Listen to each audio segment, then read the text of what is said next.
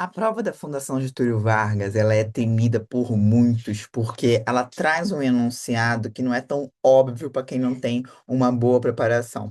E se você quer conquistar uma vaga de residência ainda esse ano, é bom que você preste atenção em todas as dicas que eu vou te dar nas próximas três questões que nós vamos resolver juntos, porque vai fazer toda a diferença na sua preparação, especialmente se você estiver fazendo sozinho. São as mesmas dicas que eu dou para os meus alunos no CDC, que garante que elas gabaritem questões, conforme você pode ver aqui ou aqui.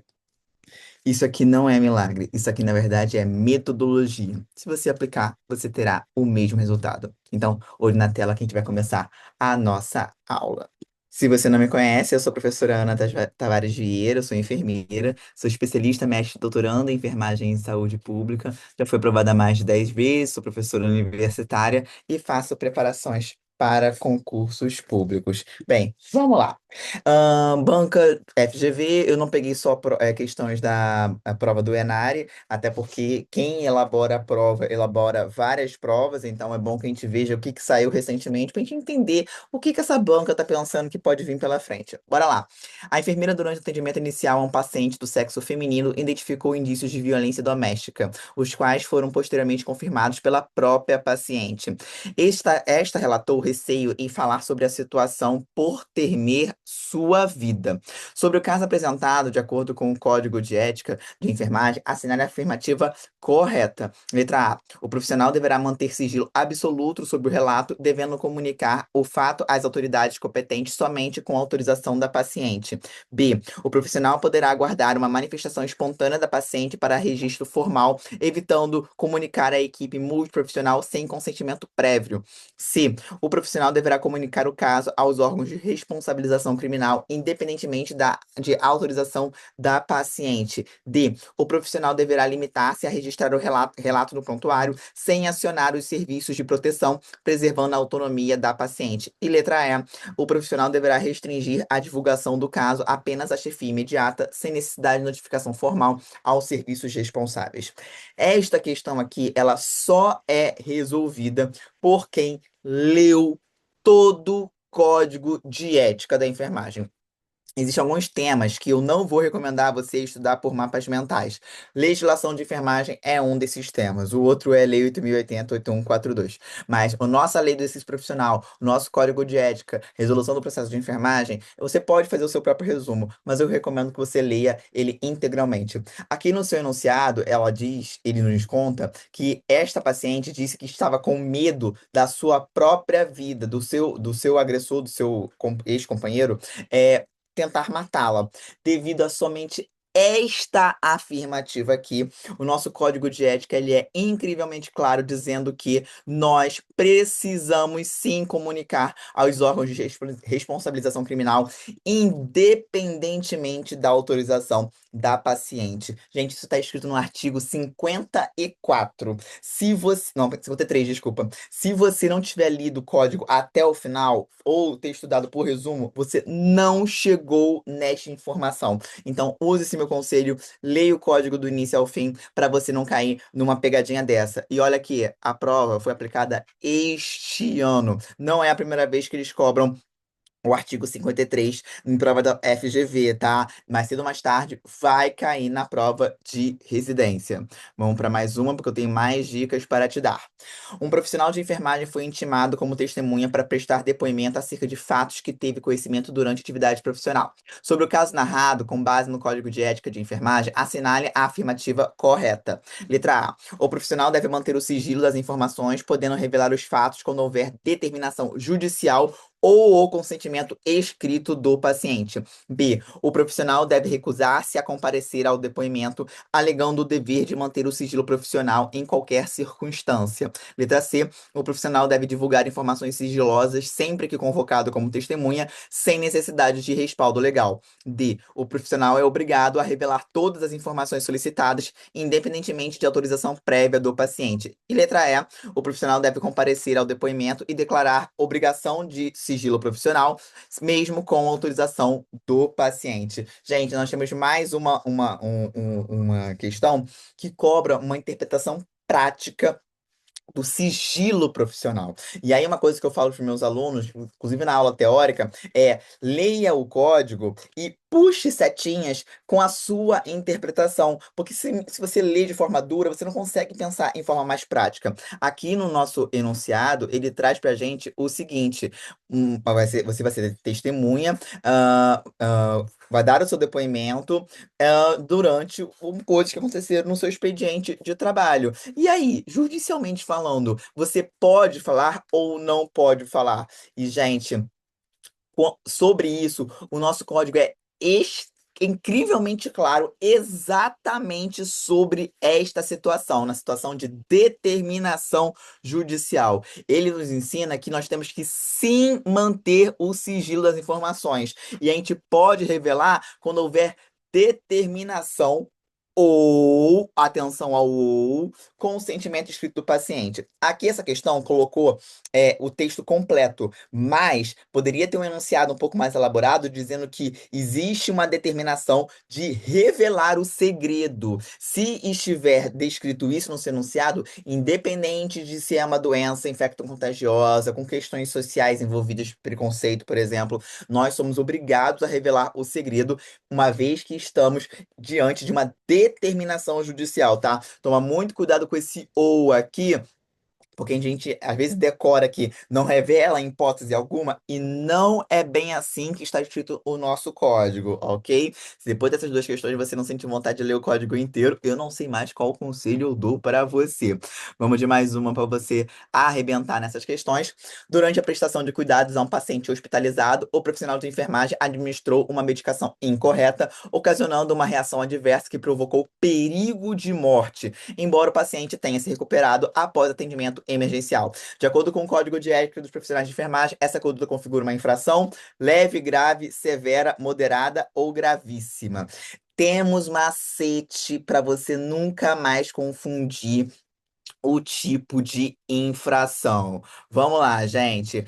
A infração leve, eu gosto de usar alguns exemplos assim, bem do cotidiano, para você decorar com facilidade. Por exemplo, lembra aquela vez, gente, que teve uma galera da enfermagem fazendo meme dentro do hospital e aí eles foram advertidos pelo Corém do estado deles? Gente, isso é uma infração leve. Então, você difamar a instituição. Sou bom e conhecido xingar, né? Se você xingar a instituição, se você falar mal da chefia, isso daqui configura como uma infração leve. Agora, nós precisamos saber a diferença, que é, na verdade, a infração leve, na minha opinião, ela é o mais fácil.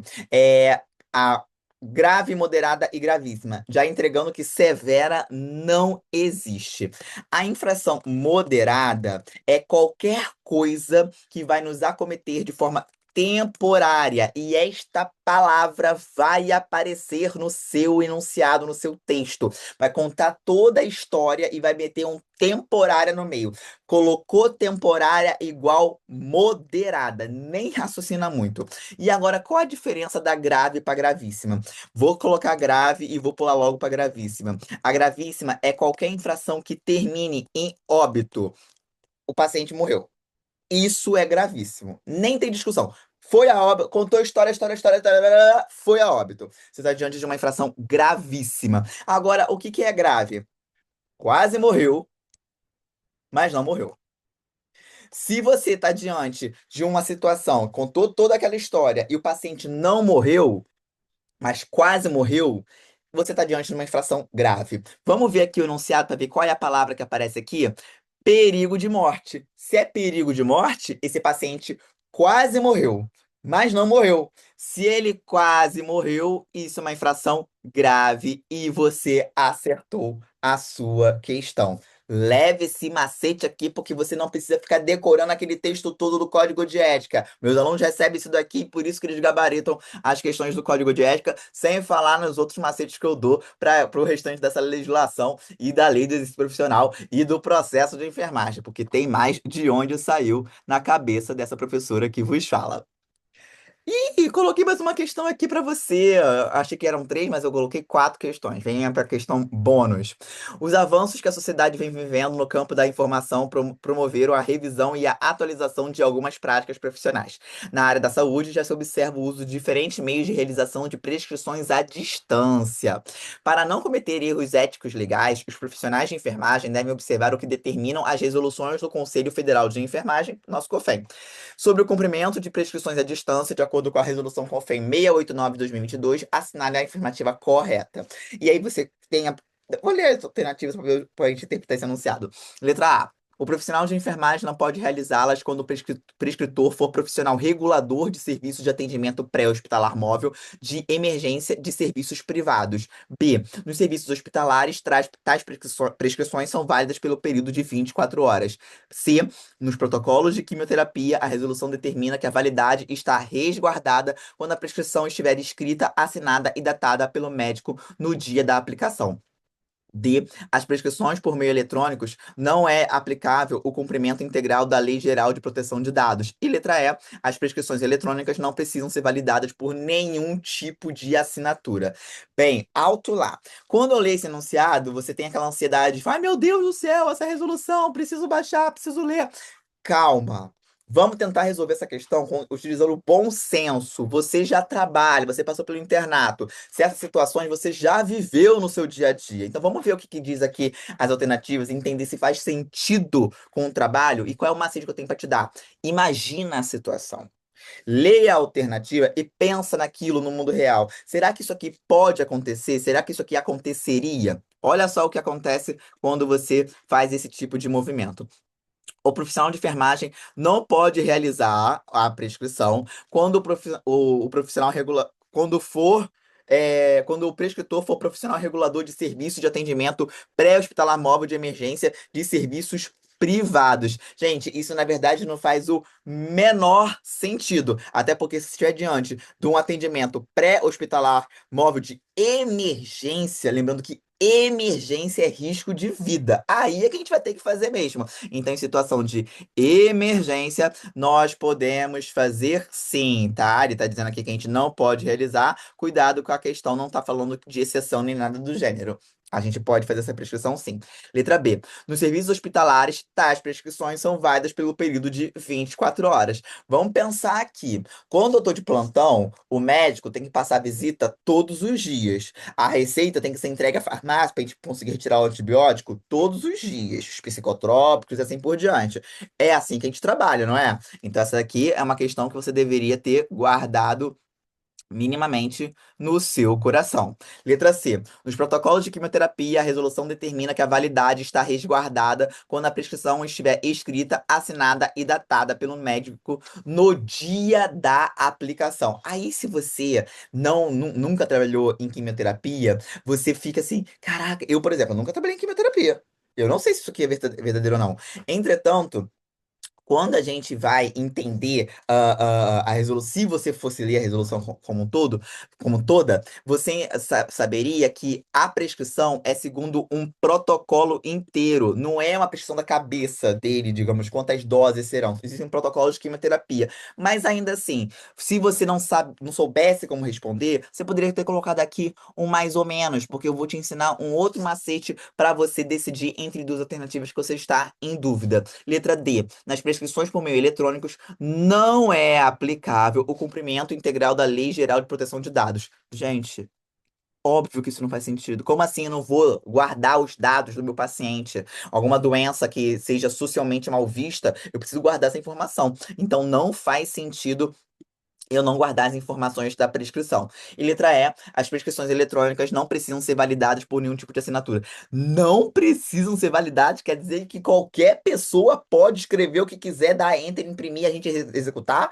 Para e pensa na situação de forma prática. Não faz sentido. Beleza. Aí você ficou entre a letra B e a letra C, porque a gente nunca trabalhou em quimioterapia, muito menos eu. Quando eu olho a letra B, e penso, eu já vivi isso? A prescrição é atualizada diariamente. Quimioterapia. Eu não sei de quimioterapia. Qual é a alternativa mais correta, considerando o comando da questão? Gente, Se estou falando de prescrição à distância, eu vou entender que a letra B, que inclusive é a que eu coloquei coraçãozinho, é a que tem mais chance de estar correta, que por acaso é o gabarito desta questão. Então toma um pouco de cuidado com essa ansiedade de querer decorar tudo de tudo, porque nem sempre você precisa decorar tudo, você precisa entender e aplicar o que você já sabe. Essa questão caiu na sua prova do Enem em 2025, no ano passado. E ainda assim, eu tive alunos que gabaritaram esta prova.